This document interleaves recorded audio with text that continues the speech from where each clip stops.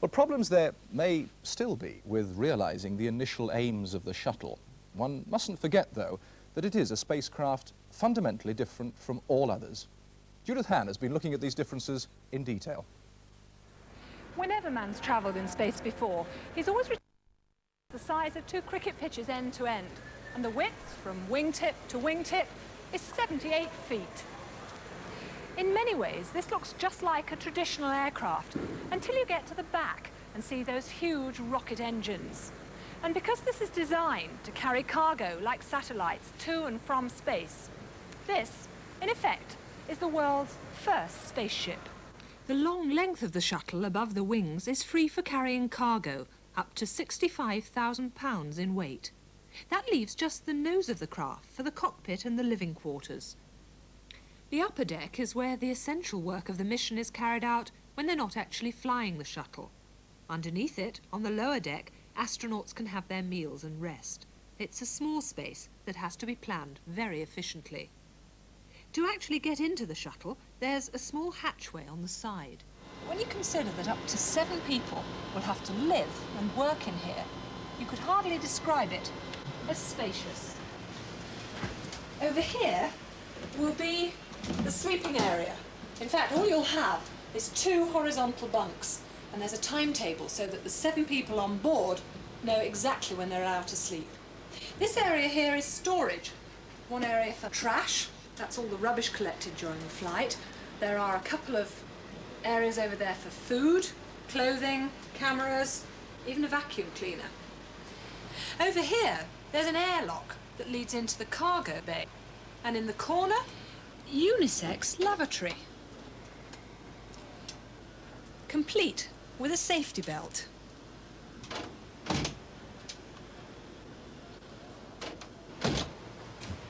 So there certainly isn't very much space. The cockpit area itself is again quite small. It's very difficult under normal conditions to get in, although under zero gravity it would be somewhat easier. Now, up at the front, just here, sit the commander on the left and the pilot. They've got masses of controls, very much like normal aircraft controls, with the addition of the computers, which are a speciality of the shuttle. And at the back here, you have the payload specialists. Using this equipment, they will deploy satellites and deal with the work of the mission. Above the controls, through small windows, they can see clearly into the cargo bay. And to get that cargo on board, there are special doors running the whole length of the area. At the moment, the doors are forming a roof at the top here, but they have to open out, exposing their reflective surfaces like that. It's essential that they do this as soon as the shuttle is in orbit, not just to get at satellites, but to cool the spacecraft. During the flight, heat is generated by the machinery and even the crew.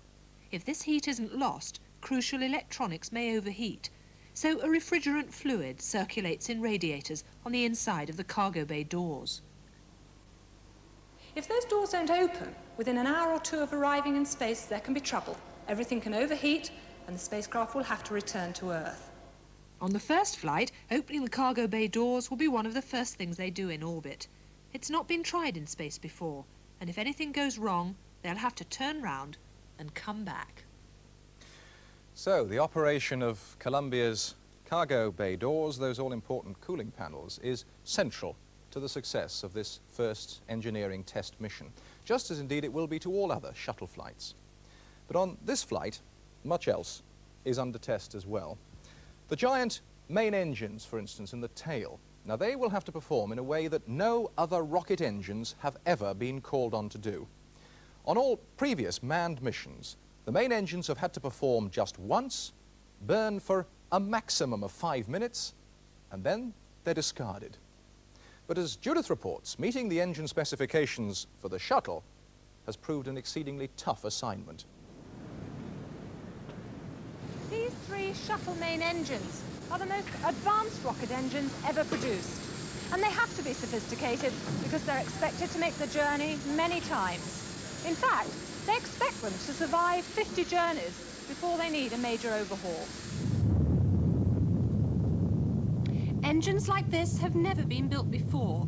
They have to cope with temperatures ranging from the thousands of degrees heat reached when they're firing to the freezing cold of space. Also, their thrust can be varied. That means vibrations can be reduced, and vibration is a major reason for wear and tear. To top it all, they're very nearly 100% efficient. They manage that because they can pump the propellant through to the combustion chamber at enormous speed, 4 times faster than earlier engines. But that obviously does demand enormous pressure in these pipes, which can lead to problems. For example, on July the 2nd, 1979, a fuel valve like this disintegrated under the pressure. Hydrogen was released and it shot out, causing an enormous fire. They've had more than their fair share of explosions, but perhaps that's not surprising when you're developing the most sophisticated rocket engines ever built. And despite all the setbacks, on February the 20th, with the shuttle on the launch pad, the engines were successfully fired together for 20 seconds. NASA say they're now confident they'll do the job they're designed to do.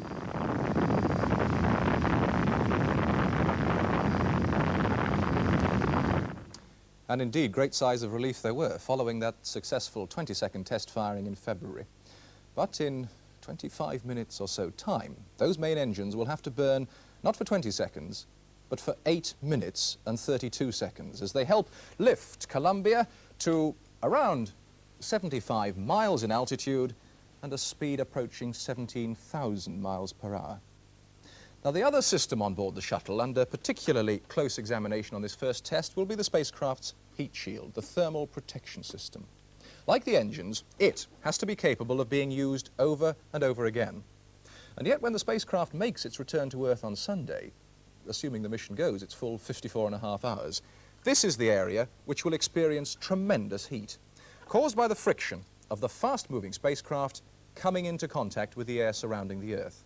It will have to withstand temperatures getting on towards 2,000 degrees C.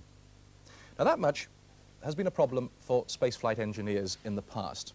But as Judith now explains, on spacecraft which are used only once, the solution is comparatively simple. In the old moonshot days, the command module survived the heat of re-entry by using an ablative heat shield. As the flames enveloped the command module, the astronauts' view from inside was spectacular. So were the effects on the heat shield. This is the command module of Apollo 17, and the shield is deeply pitted and scarred. As it burns from solid to gas, it absorbs heat energy, protecting the spacecraft and the men inside. But because it burned away, it could only be used once. So for the shuttle, they had to find a different solution. And this was it: sand processed into silica fibers. These are cut and then compressed into blocks ready for baking. Although most tiles are white, a black borosilicate is sprayed onto those tiles which have to cope with the highest temperatures. The end result: 33,000 different tiles, shaped to fit every nook and cranny on the outside of the spaceship. Each tile has its own identification number and must be fitted into place to an accuracy of thousandths of an inch. During the manufacturing process, tiles are heated in this oven, so it's quite convenient to demonstrate some of their thermal properties here. The tiles reach 2,000 degrees Fahrenheit. They're literally red hot. But watch. Although it's red hot, it's quite easy for me to hold it. The reason? Well, the material used in the tile is a poor conductor of heat, so although it's still red hot inside, the heat on the outside of the tile has been dissipated into the atmosphere. That's what happens to the tiles on the shuttle. The outside becomes red hot on re-entry into the Earth's atmosphere, but because the material used in the tiles is such a poor conductor, very little of that heat gets through to the body of the orbiter. It sounds fine in theory, but about 2 years ago they realized these tiles wouldn't survive the shock of re-entry through the Earth's atmosphere. So they tested all the tiles, literally by pulling them. Those that failed, and there were many, were replaced by tiles that had been toughened. They did this by painting on a precise amount of extra silica onto each tile. This made the tiles denser and hopefully produced a stronger bond when they were glued onto the body of the shuttle. NASA now believe these tiles will stay on, but not everyone is quite so certain. Joel Hirschhorn, an ex-NASA scientist who worked on heat shields. I'm not so sure that it's an absolute certainty, but I would say from a technical viewpoint that there's a reasonable and perhaps a substantial probability that there could be catastrophic failure of the tile system, which would mean failure of the flight and possibly the deaths of the astronauts. Well, Joel Hirschhorn is just one man who worked on the shuttle for a short time and who fears that the imaginative but troublesome tiles may not be up to the vital job that they have to do. Dramatic stuff indeed, Geoffrey Pardo. Do you share those fears? Well, I share the concern in principle, but the whole problem is not the question of whether those tiles will work. I have no doubt at all that they will work as a thermal protection. I think NASA have done and the contractors have done a tremendously good job on that. The problem is this application of it and the sticking of these 32,000 plus different tiles on. And of course, as the thing comes up, so the suction of the aerodynamic as well as the buffeting vibration, this is the thing that's liable to pull it off.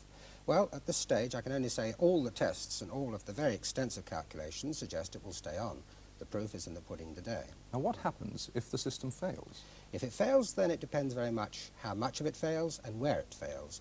There are fairly insensitive areas, certainly over the top and towards the rear of the body, for example. Now, if the fairly light sort of felt carbon cover there came off, this would not be catastrophic. Even some of the very high temperature areas might not be catastrophic. The problems will be if the tiles come off, several of them, over an area where the high Q, that's the high temperature and the pressure, comes in, and it really does begin to melt the aluminium underneath. Now, if that happens and it's an area where there's some propellants or some control lines, or it's a very highly stressed area, it will break. And that's the problem. And that, of course, is the key thing which we shall know about Sunday evening. And that will be the first time we will ever have a chance of knowing about it. That is so. Geoffrey, many thanks. Well, 20 minutes or so to go, and NASA has certainly spent long hours considering the tile problem. It's gone to great lengths to develop a repair kit, a filler mix in a dispenser. It's even developed the means of allowing the astronauts to practice using it.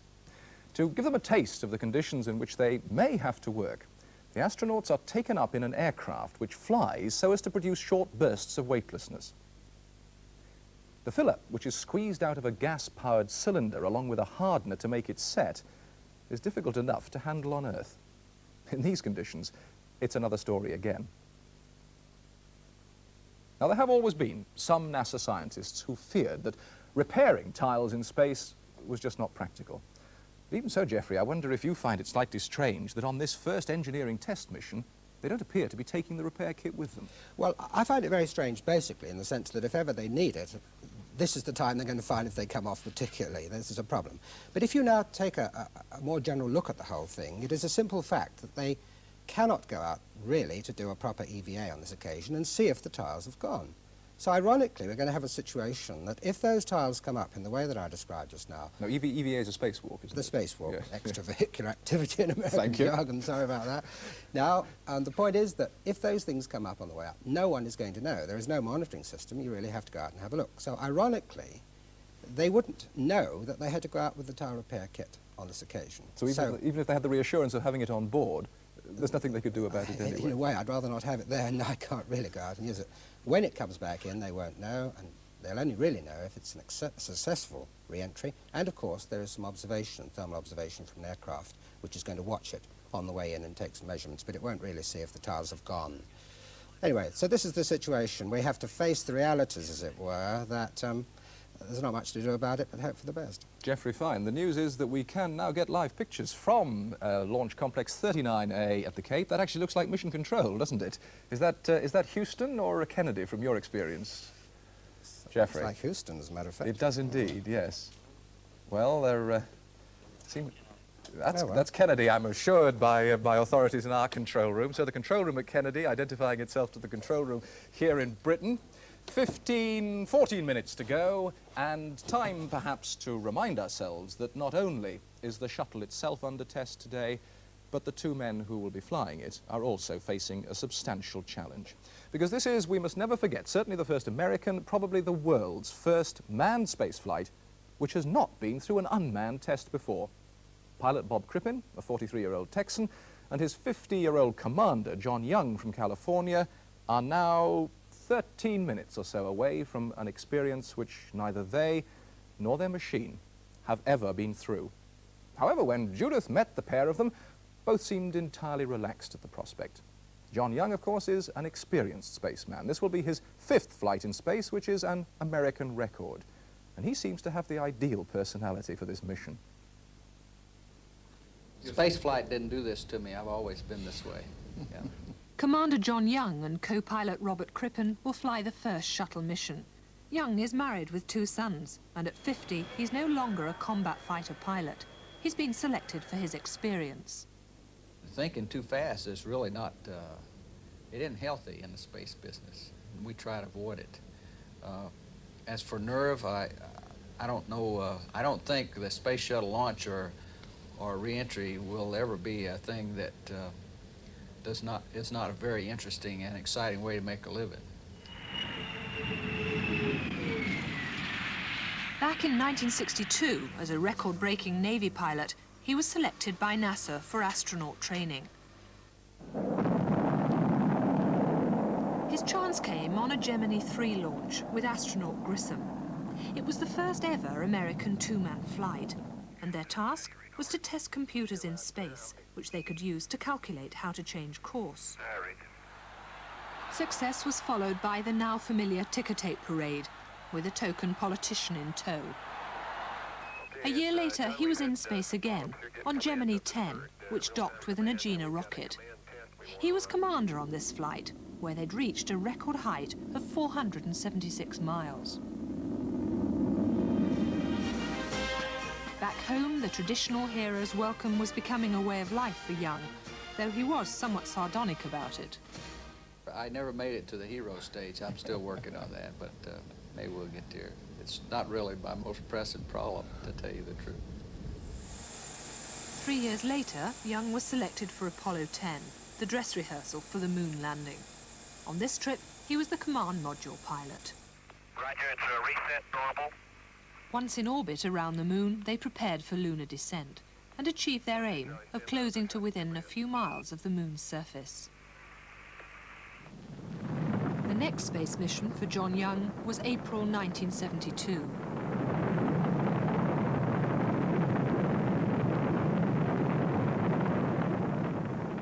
Apollo 16, his 4th trip into space. But on this occasion, a fault developed in the backup system for firing the command module's engine.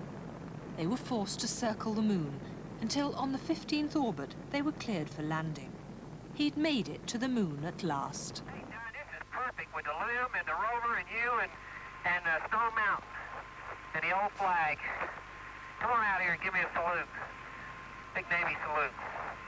Off the ground, before. Then I'll tell you, Indy's never seen a driver like this.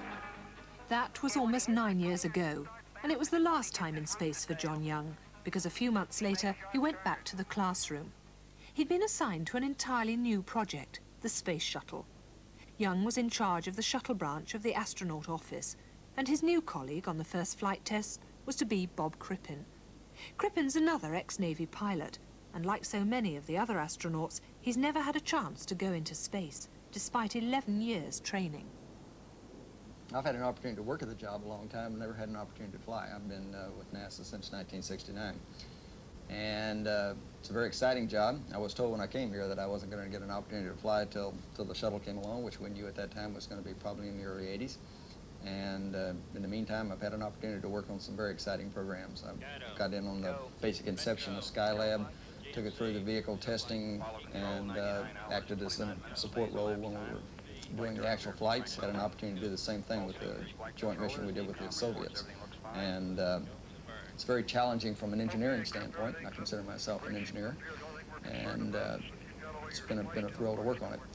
The opportunity to get a chance to actually fly one is certainly the kind of little pinnacle at the top that I've been waiting on, and that's certainly a challenge, and it's probably going to be a real thrill when we get to carry it out. Just how much of a thrill remains to be seen. Unlike Apollo, the shuttle's never been tested in an unmanned state. A lot of questions have been asked about the safety of the tiles. So how much courage is needed to fly a craft like this? I don't think I'm really all that courageous. If I thought that there was anything wrong with the vehicle or that we couldn't get it back down, I'm not the kind of person would want to go fly. We put an awful lot of time into this vehicle, John and I and all the Senate and a lot of folks that are working around the United States, and I'm quite confident when NASA decides to launch it that it will be a successful flight, and consequently I'm honored and happy to get a chance to fly one. And for Young, with all his experience of space, what's the trickiest part of the mission? I have to say what Gus Grissom used to say, the part between takeoff and landing. It's going to be very interesting. On a space flight, you just take one problem at a time. You worry about getting into orbit, and then you worry about operating your systems on orbit, and then you worry about getting the vehicle back and landing it safely. And if you worry about more than one thing at a time, you get in a lot of trouble, we've found over the years. So the tendency is to just concentrate on one problem at a time. Maybe Bob can add some more to that. I guess I'd put it simply that if I was going to be concerned about anything, the only thing I know to be concerned about is to ensure that I do my job the best that I can. And that's what John and I are going to be doing to make sure that it'll get back safely. His main concern is that I do my job properly, and he watches me like a hawk. Bob Crippen and John Young, and indeed we all wish them good luck as they reach 10.5 minutes or so to launch time. And my apologies that I got the maths wrong a little bit earlier, carried away with my own excitement at this event. We are now receiving, live from the satellite, pictures from the Cape. There is Columbia, the complete space transportation system with its external fuel tanks, solid rocket boosters on 39A. Weather looks promising, Jeffrey? Yes, it does. Delighted to say, nothing worse than storms coming across. We hear word of a slight problem coming through. Announcement follows in 30 seconds.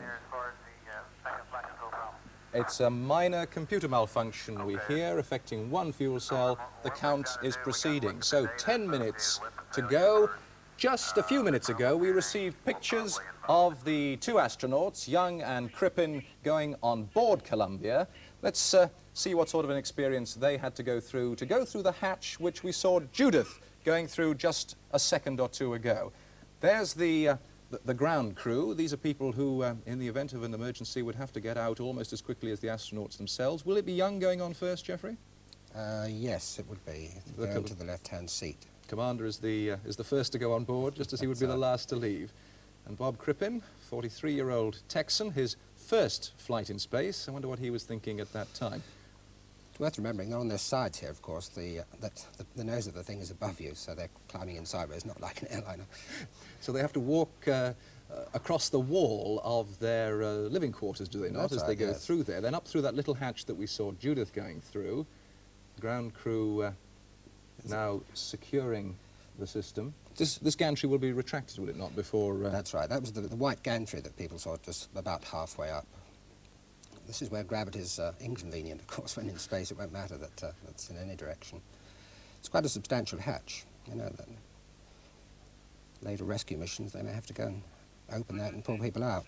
So, good luck to Columbia. Let's consider just 7 or 8 minutes before the launch the mission that Young, Crippen and Columbia are about to undertake. Liftoff from the Cape will send them into an orbit some 173 miles above the Earth. Now, they'll be going in an easterly direction, and they'll reach that orbit something like 30 minutes after launch. If all goes well, they will spend the next 54 hours or so orbiting the Earth, allowing a thorough check to be made of the spacecraft's systems, including, of course, those vital heat-dissipating cargo doors. Now, 37 orbits later, that's early Sunday evening our time, they will, over the Indian Ocean, just at the bottom of our picture here, drop out of orbit and adopt a trajectory which takes them here, allowing for the tilt of the Earth, of course, over the Pacific, heading for a landfall at the Dryden Flight Research Center here in the high desert above Los Angeles, right alongside the Edwards Air Force Base, incidentally, where all the early rocket planes were tested.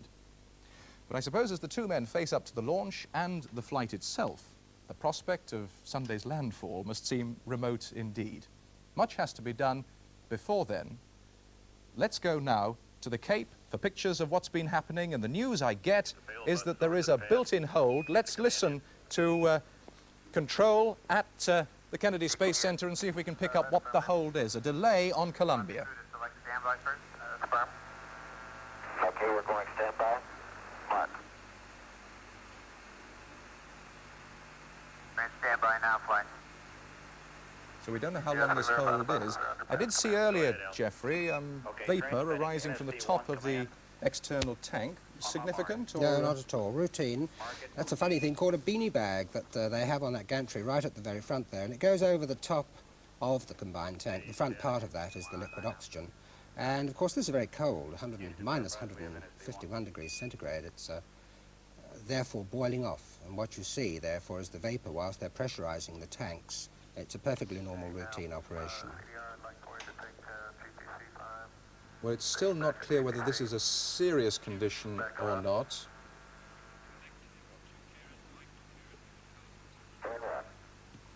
Let me see if I can reach Kieran Prendeville at the Cape alongside 39A, see if he has news of what's going on. Are we through to Kieran yet? Kieran Prendeville at the Cape? We are at T-9 and holding. We don't know for how long. They're going to extend this hold now. They can do so for 50 minutes.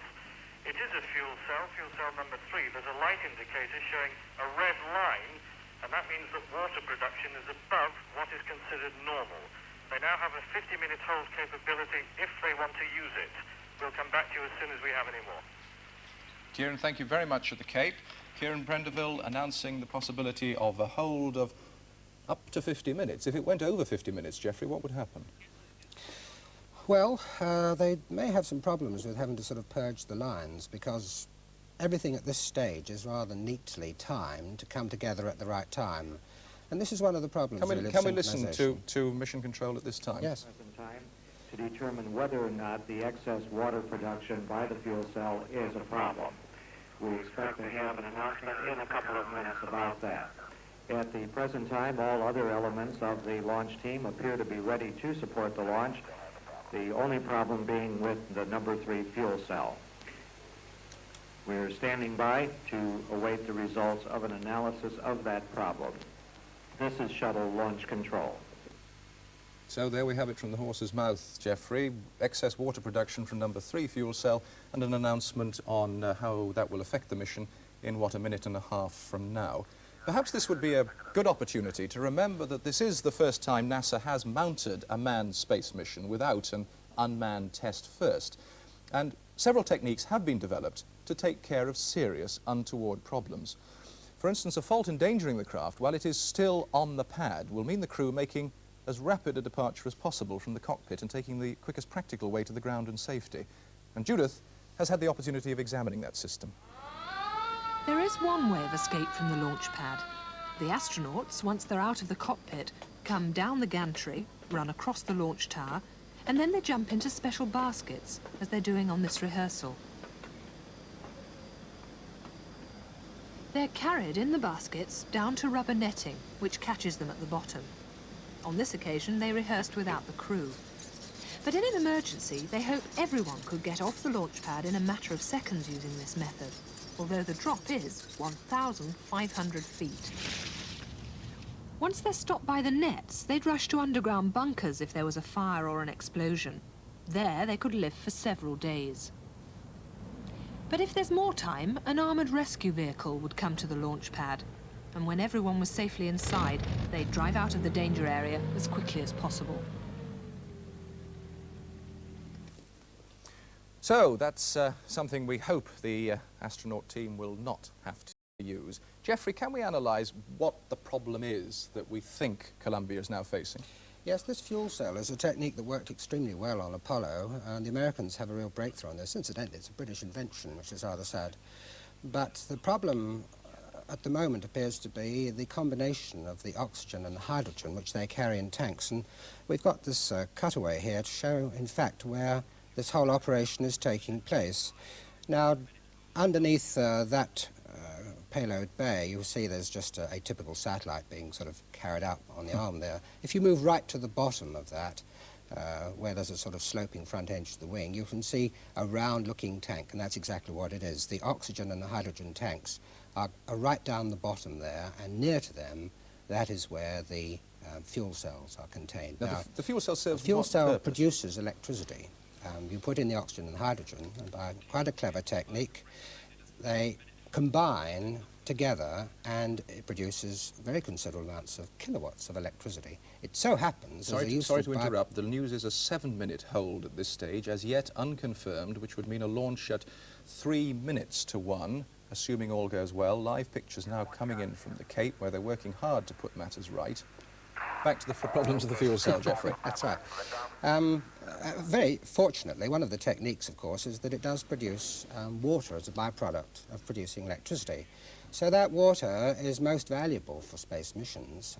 Obviously, it can be used not just for the sort of the normal operations, but in this particular case, the water is essential as part of the radiating process to get off excess heat, which is coming out from the electronics and the people themselves. So you need cooling water, rather like a radiator in a car. Well, you do. It's ironic. It appears to be producing too much. Let me say straight away that one doesn't know at this stage if the fault really is in the fuel cell producing too much water, or whether the sensors, the things which measure exactly what's going on, being monitored by the computer. It's conceivable it's even a computer fault. So what they will be doing at this moment is checking whether it's a real problem, an apparent problem, or simply a monitoring problem in that sense. It is one of several systems, so it's just possible that they would decide that if the problem is a containable type of problem, namely it's not just going to sort of escalate, they might opt to go using the other systems they have to produce the electricity and the water. So there is a fair amount of redundancy built into Well, the yes, system. there is, and this is part of the whole shuttle philosophy that normally things can go slightly wrong and you have redundancy built in, but at the first flight one is a bit sensitive. One likes to go off the pad, at least, with everything working properly. Well, I feel 7 minutes is certainly something we can give them. So we've reached the moments at which Columbia should have been in the last 30 seconds or so of countdown. The news from the Cape is that there is at least a 7-minute hold on the operation caused by excess water production from number 3 cell on board the orbiter itself. A 7-minute hold. Perhaps this is a suitable moment to consider another emergency technique which could be used, because along with the baskets on the ends of the wires, a number of other contingencies have had to be taken care of. Assuming that Columbia gets off the pad very early in the flight, up to an altitude of about 100,000 feet or so, it should be possible to get the crew clear of the spacecraft. One rather desperate means of escape for the pilots is what they're sitting on, their ejector seats. But it's only safe to use them for about 2 minutes after liftoff. By then, the shuttle would be travelling too fast. The slipstream would kill them. But that's not the only drawback. As they eject, first the hatch and then the pilots, the problem is to punch them far enough sideways to clear the searing heat of the rocket plumes. NASA have tested the ejector seats, and they say they're confident the crew would be thrown far enough clear. But others are doubtful.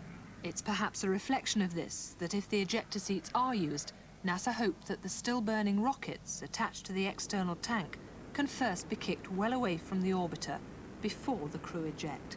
That should guarantee the pilots won't be burnt. The ejector seats are much more likely to be useful on the way down. After re-entry, should anything happen as they approach the landing site, they give them a chance to escape. But for the crew, there's no best time to use this escape system. John Young. Well, I don't think there is any optimum time to use the ejection seat. It really depends on the situation. I don't think you'd want to use the ejection seats unless you really had to. And the kinds of situations that you might have to is loss of vehicle control. And you don't have any capability to gain it back, and the vehicle's going to break up. So you'd have to use the ejection seat. Well, clearly that's a system that nobody wants to use, but indeed at the moment we're 2 minutes into the scheduled flight time. Columbia is still on the pad at 39A at the Cape. And with the latest news on that situation, over to you, Kieran.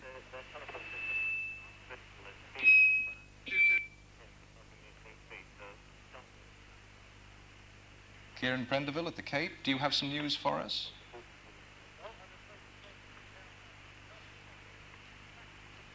Well, and it seems as if it's not only NASA who have problems with a few of their systems at the moment.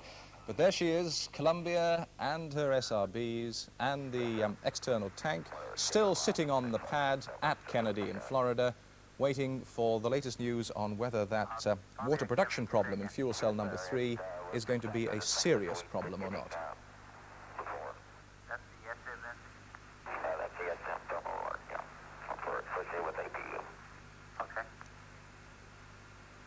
Well, let's press on at this end because it's very difficult to get accurate information from those technical conversations that we can hear taking place, presumably, between the ground crew and control centre at Kennedy. That's Jeffrey. right, yes. At this stage, the crew will be rather dependent on the analysis of the main computers and the people looking at the much more detailed displays.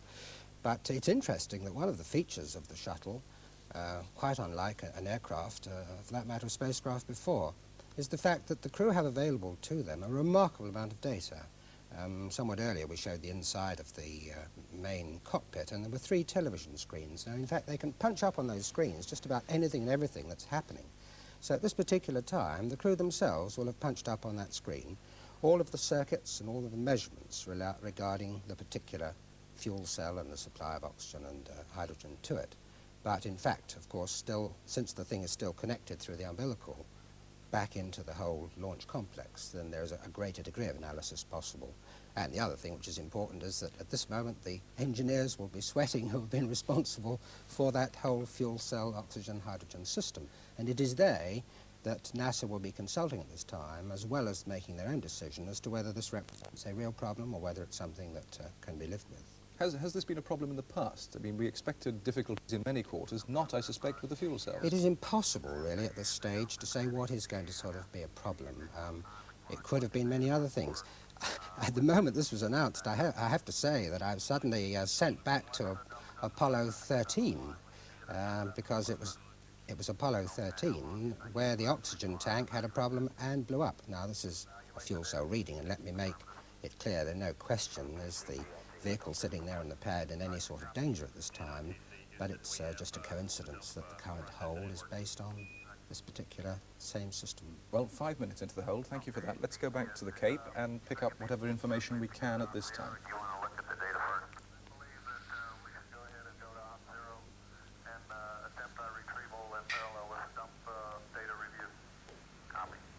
This is Shuttle Launch Control. An announcement follows in 30 seconds. So, 30 seconds to go. Who will make the ultimate decision about whether this goes or not? Well, it will be the controller of the mission who makes the first recommendation. Is it likely to be his voice we'll hear in a second or two? No, it will be the main sort of communications man who will make it. Well, let's listen, because the announcement is going to be an important one. An announcement imminent. This is Shuttle Launch Control at T-minus 9 minutes and holding. The one problem which we were taking a look at, which was the number 3 fuel cell, has been determined to be satisfactory at this time, and it appears that we will be able to go ahead with the countdown from the standpoint of the fuel cells. However, we are I can't at this stage be clear whether our loss of sound on the Columbia studio floor means that everybody in the UK and Europe. Engineers at the Johnson Space Center in Houston. We're standing by to hear whether that comparison is satisfactory and whether or not we can pick up the countdown in the next few minutes. Both the commander of John Young and pilot Bob Crippen are involved in this process of comparing of the flight program. This is Shuttle Launch Control. So, the news there, which I only got in part, perhaps it can be relayed to us more accurately in a second or two, sounds as if the problem is not a serious one. Kieran, I gather, is on the line from the Cape. Kieran, do you have some news for us? Yes, hello, Mike. That problem with the backup computer is one which arose a short time ago, and in fact, as soon as we learned about it, we then learned that they'd solved it. Unfortunately, that now turns out not to be the case, and they are now reprogramming that computer. What we do know also is that if there is a hold for more than 50 minutes, they must cycle back to T-minus 20. So if this delay goes on for another 50 minutes and they solve it then, we're going to have to pick up the count at T-minus 20. However, we don't really think that that will happen at the moment. And as I say, they're still checking the problem with the backup flight computer. We'll get back to you as soon as we have anything more. Kieran, thank you. Jeffrey, it sounds as if you were right, that it's not absolutely clear at this stage whether the fault is in the computer monitoring the system or the system itself. That's right. Experience shows that you have to bear all possibilities in mind. It's interesting, of course, there are 4 mainstream computers and 1 backup computer. Now, this works on a sort of a majority vote basis, whilst in flight and whilst the whole thing is operating, that if a computer throws out one reading which is different from the others, in fact, that will be discarded provided the other 3 main computers are saying the same thing. Now here we have the irony that whilst checking the thing out on the pad, the backup computer is causing a bit of a problem. I think there's quite a strong chance that they will be able to reprogram, which is the software, in other words, telling the computer precisely what it should or shouldn't be calibrating and measuring. They will be able to reprogram that and get it back on. The problem is everyone is going to be under considerable tension at this time, and reprogramming computers at this instant is not a sort of a rather relaxed job at all. But I would say, on the balance, that there's a good chance it will go. Let's listen to see if there is news from the Cape. Concur with that suggestion. Okay, why don't you proceed with that? Copy. Okay, CR PLC. On the BFS keyboard. Op 000.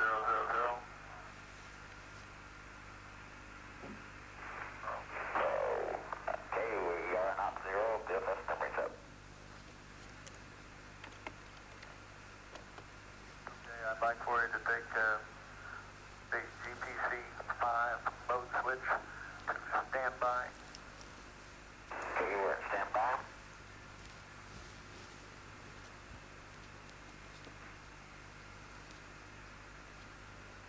Well, despite the obvious frenetic activity, it actually appears to be remarkably calm, judging by the signals coming from the Cape.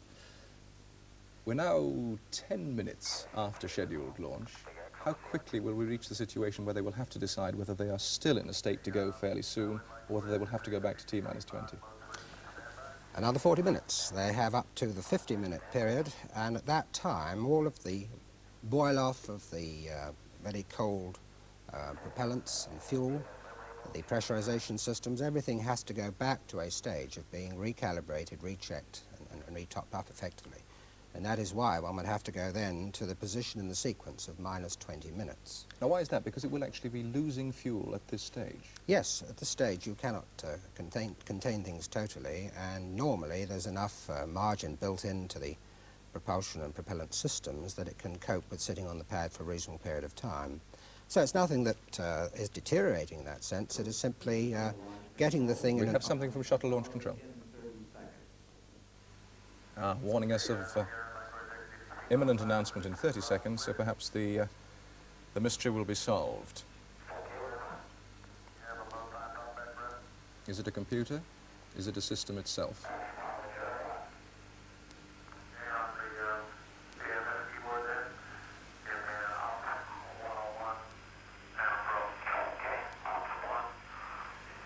Shuttle Launch Control at T-minus 9 minutes and holding. We have extended this built-in hold approximately 20 minutes already as we work a problem with the backup software program in the computers on board the orbiter. One piece of good news was received, though, just recently. One of the major constraints that has to do with the extension of a hold or the time that it takes has to do with the inertial measurement unit, the pre-alignment of that for flight. That is the constraint which originally said that we had only about 50 minutes left remaining in the hold while we were in this particular hold. We have heard from Houston that the platform appears to be so stable that it's possible we could go possibly beyond that without recycling to the T-minus 51 point in the count to begin that pre-flight alignment once again. In Houston and here at the Kennedy Space Center, they're continuing to work that software problem to determine whether or not we'll be able to go ahead with the launch this morning. This is shuttle launch control. So, Geoffrey, it does sound as if they think the problem is in the computer rather than in the system. It does sound that way. Perhaps we should just mention this very important navigational platform. The inertial navigation system on spacecraft is a very complex but vital part. It tells them exactly where they are. And unlike an aircraft, it doesn't just tell them where it is in 2 dimensions relative to the Earth, but it has to be very precise. And so the platform, that is the table sitting on the gyros, which contains the accelerometers and things, this has to be absolutely precisely located before the thing goes up as a datum. It's also interesting that when they get into orbit, one of the most frequent things they do is to realign this particular platform using the stars.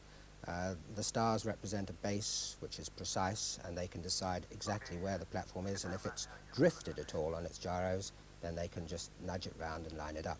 So, the good news indeed not only is on the timing sequence and avoiding going back and all of these propellant problems I mentioned, but they do seem to have an extremely stable platform. So, That was your interpretation of the, we're still in a positive situation. That's right, yes. So even if they reach 50 minutes, it might not be necessary to cycle back to T-minus 20. That's right. Then they'll go on to a point that other things may determine that it goes back to a point.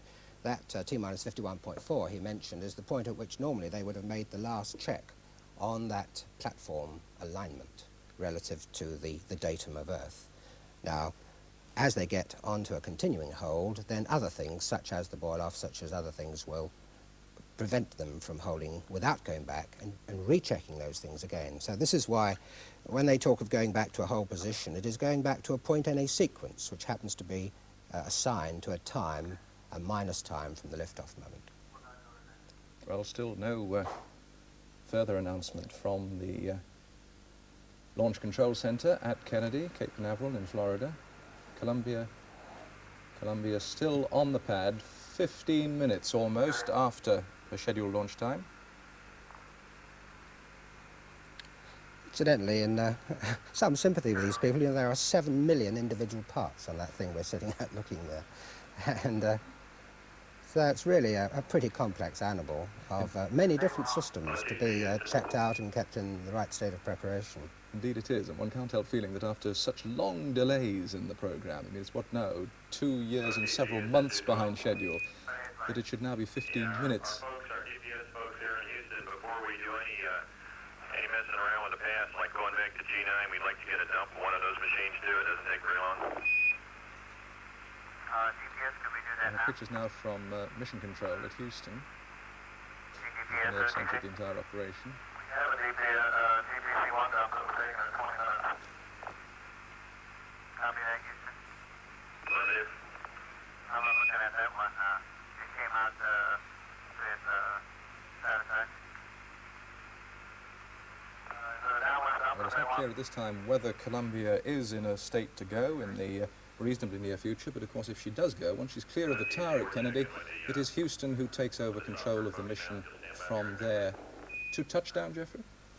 Yes, they have a very big tracking network all the way around the world, and there are quite a few collaborating countries as part of this network. But whilst in orbit, the main control switches, as you say, to the Houston and Space Center there.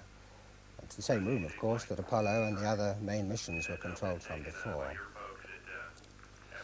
Incidentally, it looks perhaps the same as those who remember Apollo. In practice, they've managed to condense the number of people that are needed to support this mission quite substantially from the Apollo days. The whole information technology business has advanced. So although the main key people are there, there are in fact quite well, significantly fewer people in a backup mode. Columbia still on the pad, still awaiting confirmation of whether this is to be a comparatively short hold or whether we do have a serious problem. You were talking about the inertial navigation systems of which the computer under question might easily be a part. Does this mean that the shuttle is capable of flying entirely on her own? Yes, this is one of the features of this system that, and indeed, remind ourselves, it's called a space transportation system. We lightly refer to it as the shuttle, and that's what it's called, of course, but it's a very integrated system as such.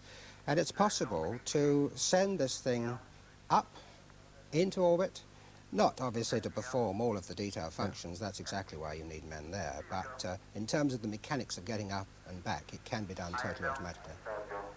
Well, Jeffrey, the world moves on even if Columbia doesn't. Let's take a break at this stage and make room for the latest international and national news. We'll keep in touch with what Columbia is up to, and no doubt we'll be back in the studio just as quickly as we have definite news. But meanwhile, from us, with the news that Columbia is still on the pad at Kennedy some 17 minutes after it was due to be launched. That's it from the studio for the moment.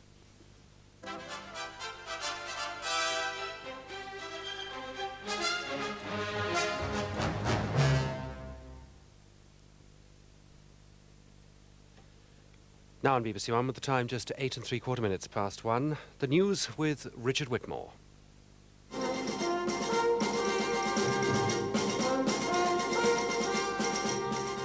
A last-minute hold-up in the lift-off of the space shuttle from Cape Canaveral. The Polish Prime Minister asks Parliament for a 2-month ban on strikes and threatens to resign unless he gets it.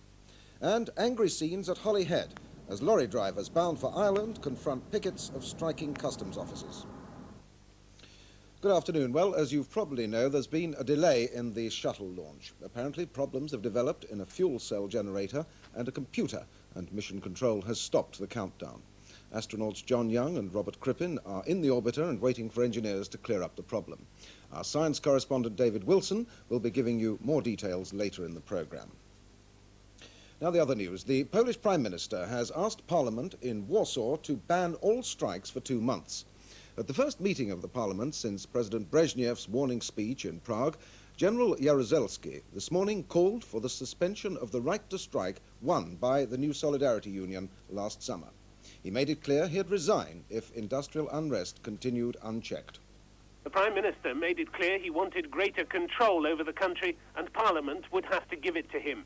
He drew a picture of the state slipping into chaos with threats to internal order and widespread illegal activity.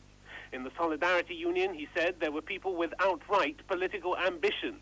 These were anti-socialist forces, and in the long run, no authority could tolerate them.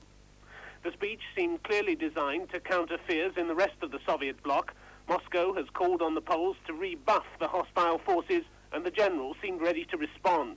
He told Parliament that there should be more discipline in vital sectors of the economy, more respect, too, for the state militia. He pointed to large numbers of illegal meetings and leaflets. These, he said, had to stop. The American Secretary of State, Alexander Haig, has been having talks in London with the Foreign Secretary, Lord Carrington. After their meeting this morning, Mr. Haig, who's been touring the Middle East, spoke of the discussions that they've had so far.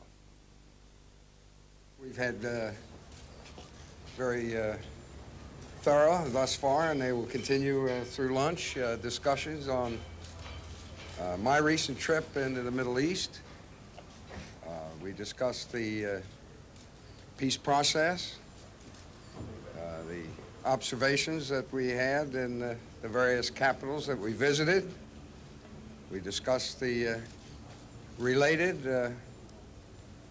interrelated problem of external threats to the Middle Eastern region. I discussed with Lord Carrington also our visit to Madrid and the content of those discussions with the Spanish president and foreign minister, and with His Majesty the King as well.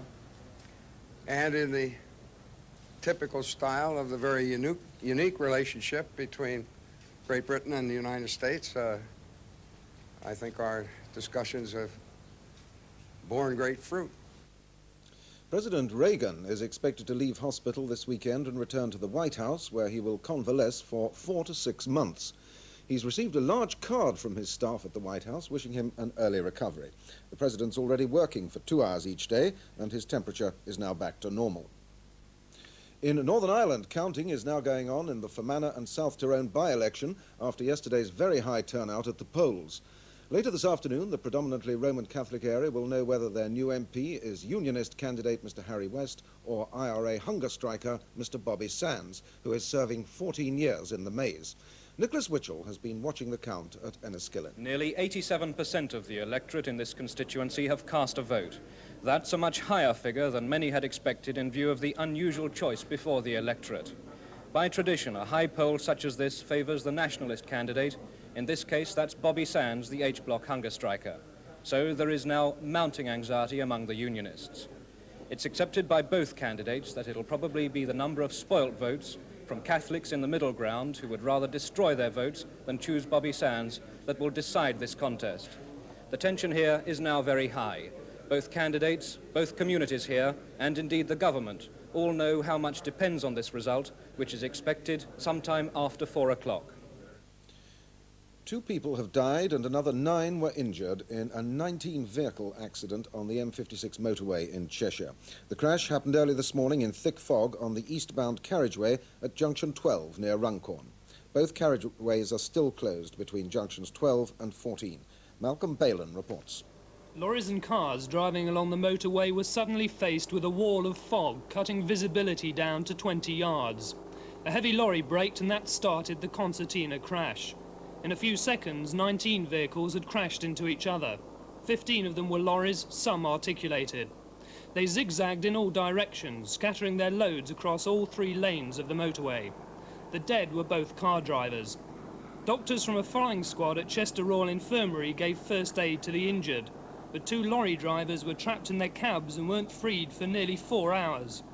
5 miles of motorway were blocked completely and minor roads all round the area were choked with traffic. The motorway is not expected to be cleared for several hours. Air and sea travellers during the Easter holiday have been warned by the civil service unions today to expect substantial disruption at sea and air ports. The unions say they'll be giving full details tomorrow of their planned action, which will involve customs and immigration, but not air traffic control staff. The continuing strike by customs officers at Welsh ports brought some angry scenes at Holyhead, where 14 lorries have been held up on their way to Ireland. Brian Griffiths saw what happened. The dispute started when Sealink told drivers they couldn't sail to Ireland without customs documents. David Wilson in the shuttle studio with the latest details. The Space Shuttle launch has been delayed for at least 30 minutes. Shuttle is still standing on its launch pad at Cape Kennedy. It was due to be launched at 10 minutes to 1, our time, but the present estimate is that it's either got to go within the next 10 or 15 minutes, or there's got to be a rather major hold-up, which could take the launch well into this afternoon. The launch crew are struggling with 2 problems. Firstly, there's an undiagnosed problem with the backup computer. This has been worrying them for at least the last hour, and at the moment they're replacing the program inside the computer. There's also a problem with the fuel cell. There are 3 fuel cells in the shuttle, and they provide the electric power. They mix hydrogen and oxygen to produce water and electricity. And in the last moments before the proposed launch time, fuel cell number 3 started producing too much water. The day did begin well with a glorious sunrise over the flat coastland, and that wasn't just a tourist attraction. It meant that one of the last question marks overhanging the launch was removed because it meant fine weather. The 2 astronauts, Commander John Young on the left and pilot Bob Crippen on the right, started their day with a good solid breakfast. Well, for the next couple of days they'll be eating space food with all the business of having to add cold or warm water to make it palatable or to squeeze it out of tubes. But the 2 men were certainly very cheerful and confident.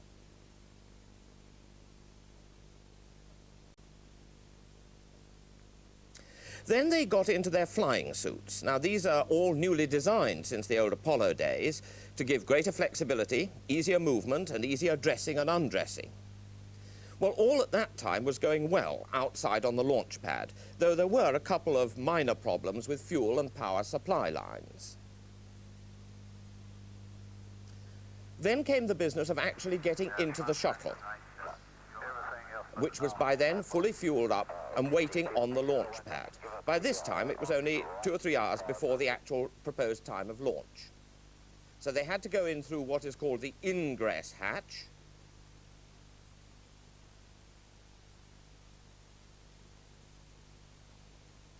And this is one of the ways, in fact, in which the shuttle is a great deal more convenient than the Apollo, because it is a good deal easier for the crew to get in and out of it. But sometime after this, the crew at the launch control began to get these worries about the fuel cell, and particularly about this backup computer. The backup computer is one of about 5 major computers involved in the operation, but they obviously don't want to run the extra risk of going without it working properly. The problem seemed to be in its program inside it, and that's what they had to decide, whether to dump it and whether now they're going to try and get the whole thing off within the next 10 or 15 minutes, or whether they've got to go back to start and delay the whole thing for several hours. Well, we'll be back with more details as soon as there is any information, and indeed we'll be back here with David Wilson at early evening news time of 5:40 on BBC One.